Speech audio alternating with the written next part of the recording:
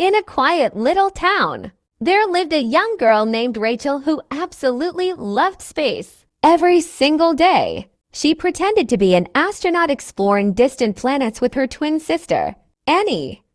The two sisters would spend hours imagining giant rockets, alien worlds, and exciting space adventures right in their own backyard. One snowy afternoon, thick snowflakes covered the ground outside. Rachel looked out the window excitedly and shouted Annie, "Today we can build snow forts on planet ice." Annie laughed and quickly grabbed her winter coat, snow boots, gloves, and worn snow cap. Rachel rushed to get ready too, but there was one problem. She didn't want to wear her winter gear. Instead, Rachel grabbed her favorite, pretend astronaut helmet, a large cardboard box she had decorated with stars, buttons, and colorful markers. To Rachel, it looked exactly like a real space helmet. Her dad stood by the door holding her warm gloves and snow cap.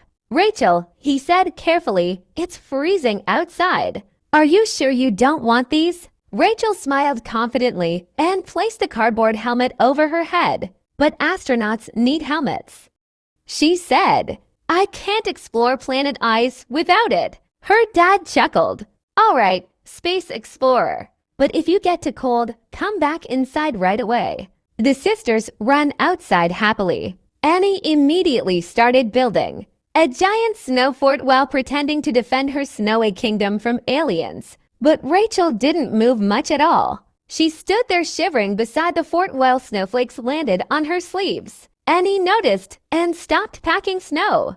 "Rachel, aren't you gonna help me build the fort?" she asked. Rachel's teeth chattered. "I want to," she mumbled, "but it's freezing." Without another word, Rachel sprinted back to the house as fast as she could. When she opened the front door, her dad was standing there exactly where she left him, still holding the gloves and snow cap. Rachel looked embarrassed for a second before quietly saying, "Okay, maybe astronauts need winter clothes too." Her dad smiled and helped her put on the warm gloves and snow cap. A few minutes later, Rachel ran back outside feeling warm, cozy, and finally ready for her snowy space adventure. The rest of the afternoon was filled with snow forts, giant snowmen, and laughter. And from that day on, Rachel learned something important. Imagination is awesome, but dressing for the weather is important too.